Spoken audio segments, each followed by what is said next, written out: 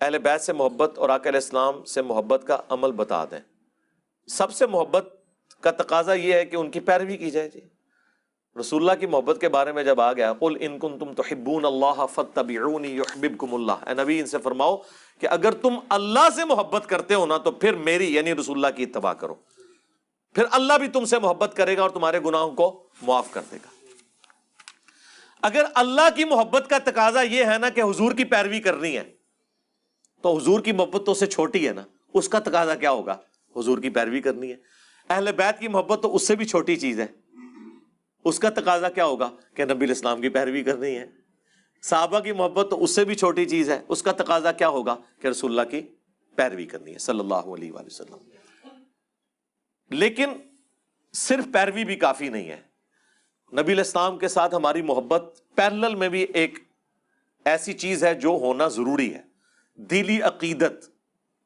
اور وہ اس لیول کے اوپر کہ بخاری مسلم میں حدیث ہے تم میں سے کوئی شخص مومن ہی نہیں ہو سکتا جب تک کہ میں اسے اس کے ماں باپ اولاد سب لوگوں سے بڑھ کر عزیز نہ ہو جاؤں۔ اب یہاں پہ حضور نے پیروی کی بات نہیں کی، صرف محبت کی بات کی ہے، اور اس کا کلائمیکس وہ حدیث ہے جو حضرت عمر اور نبی الاسلام ایک دفعہ چہل قدمی کر رہے تھے اور حضور علیہ السلام کا ہاتھ حضرت عمر کے ہاتھوں میں تھا۔ حضرت عمر تھوڑے فرینک ہوئے، کہا یا رسول اللہ اس پوری دنیا میں آپ مجھے سب سے بڑھ کر محبوب ہیں سوائے اپنی جان کے، اور یہ انہوں نے سچ بولا،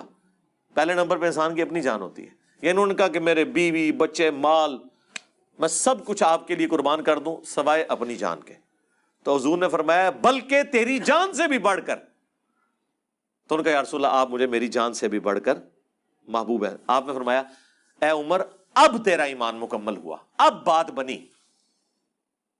تو اب یہاں پہ اتباع کی بات نہیں ہو رہی ہے، نبی الاسلام کے لیے اپنی جان دے دینی، اور پھر اس کے لیے آپ نے سوچنا نہیں ہے، نبی الاسلام کے لیے مسلمانوں کی جان نہیں لینی آپ نے،